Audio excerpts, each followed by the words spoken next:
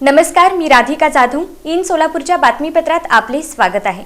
सुरुवातीला नजर ठळक घडामोडींवर.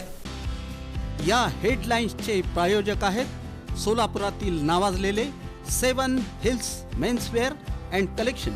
आता बेस्ट क्वालिटी आणि परफेक्ट फिटिंग फक्त 7 हिल्स मध्येच. भाजपचे उमेदवार महेश अलकुंटे यांच्यासाठी दुपारी 3:18 खिडकीतून सोपवली काही कागदपत्रे. निवडणूक अधिकाऱ्यांची लेखी कबुली. राष्ट्रवादी अजित पवार गटाचे 3, MIMचे 2 तर काँग्रेस आणि शिंदे सेनेचा प्रत्येकी 1 अर्ज बाद.